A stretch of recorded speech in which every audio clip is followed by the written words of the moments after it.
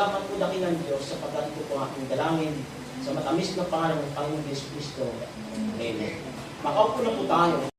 Nais ko pong magsalita, turning to God in the midst of problems. How do we turn to God in the midst of problems? Number one, turning to God in His plan. When you turn to God's plan, you must trust that His plan is higher than ours. Why? Because God makes everything beautiful in His perfect time.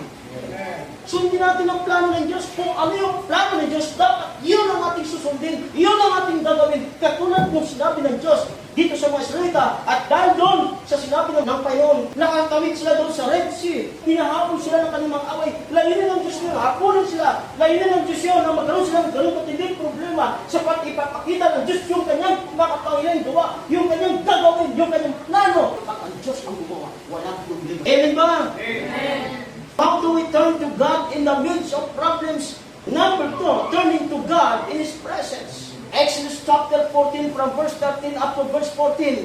And Moses said unto the people, fear ye not, stand still, and see the salvation of the Lord, which He will shew to you today. For the Egyptians whom ye have seen today, ye shall see them again no more forever. In times of great trouble, you must turn to God in His presence. Because when you turn to God's presence, you find peace, you find rest, you find strength, you find comfort, you find confidence, you find place of safety, you find security, and you find victory.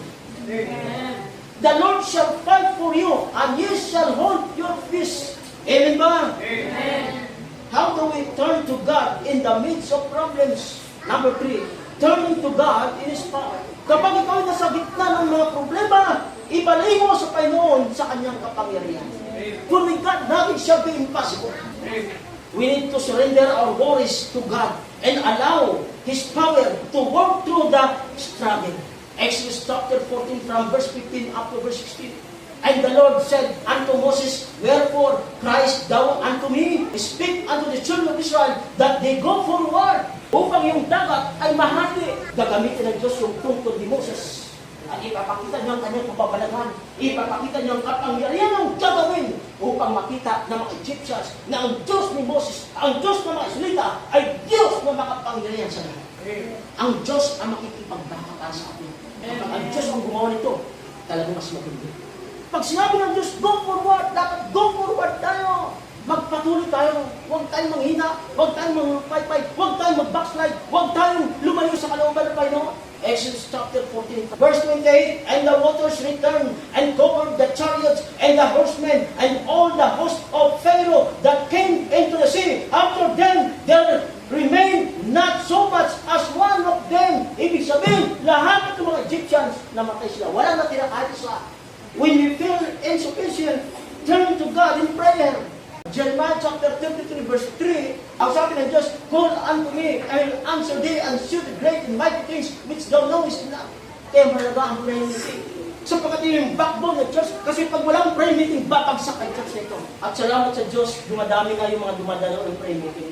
Lahat tayo dumalo ng prayer meeting para ang church nito ay titibay. God's power is sufficient. Sa gitna ng mga kabigatan, sa gitna ng mga problema, sa gitna ng mga napakahirap na ating naranasan, try to rely on God's all-sufficient power.